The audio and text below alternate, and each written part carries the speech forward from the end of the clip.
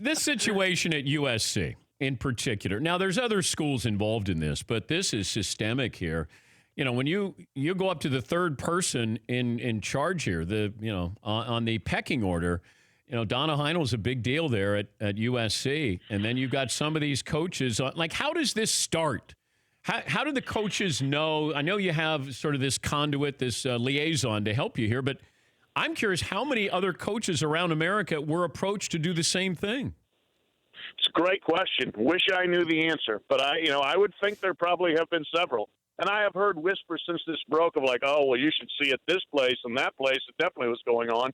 But these are the ones that got caught. But now USC, you talk about systemic, as you said. I mean, there's a reason people say USC stands for University of Spoiled Children, and this is like the ultimate example of that. But they've had presidential corruption, they've had athletic department corruption, they've had major NCAA sanctions, and now you got this. It's like, my gosh, what is going on at that little enclave in South Los Angeles? It's crazy the mentality I think that goes into the people that go there and the people that work there. Well, there's arrogance that goes into this, or we're not going to get caught, or what's the big deal? You know what? I got a kid into Yale and I got paid a couple $100,000. I mean, I'm trying to understand how you rationalize this. You have a water polo coach that may be one of the great coaches in that sport, in the history of the sport, who jeopardized everything. A woman who was high ranking in the sports athletic department who jeopardized that. The soccer coach at Yale, they all jeopardize this because they probably looked at their income, what these kids have who go into Yale, and thought, you know what, I get a few bucks here, nobody gets hurt, and I get somebody into school and nobody knows about it. You think that's how that plays out?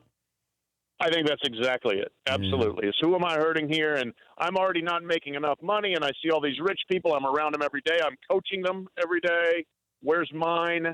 And then, the other thing is, though, that, those are, they don't get that many special admits, those places, and you're taking those away from your team. You're saying, I could let in this kid who's actually going to help us on the team, or I could let in a fake water polo player and just say that he is, and I can get paid on the side. But how does not somebody... It's a very selfish decision. Pat, how does somebody not follow up on a 5'5" basketball player who says he's 6'1", two women who say they rode crew, but they weren't on the team. You got a kid who was, I guess, profiled as a punter-kicker.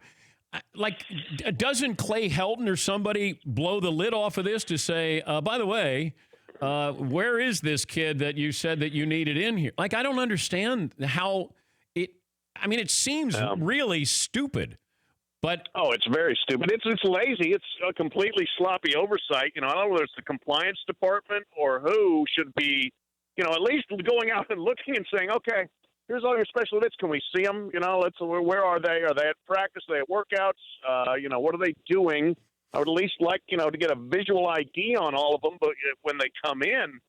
And I just think there's lack of oversight there. Now, we also know compliance departments notoriously are understaffed and underfunded. So you may be asking people who are low paid and not enough of them to do too much work. But I wonder that. I've looked at the rowing teams and crew teams. In some places, there's 60 girls listed on there. You really have 60 girls on the crew team, or what? What's the deal? I would like to know some of the accounting tricks that go on with these things. Also, if you're a quote unquote recruited athlete, isn't it easier for you to get in? Are the admission standards lower if you're a recruited athlete? No doubt about it. Yes, I wrote about that, as a matter of fact, a little bit yesterday. My oldest son, who's a really good student, was rejected at Stanford early in his senior year. He asked for early admission, and then had a really good swimming season his senior year, and decided he wanted to swim in college. And we went to Notre Dame, Northwestern, Virginia, Georgetown. We're like, hey, what do you think? They're like, oh, yeah, absolutely. He may have still been able to get in without swimming, but they were going to make sure he got in with swimming. And he wasn't a star, but that's the way it goes. You get an added boost for those schools if you are a recruited athlete. For more Dan Patrick Show, tune to Audience Channel 239 on DirecTV or download the Dan Patrick Show app.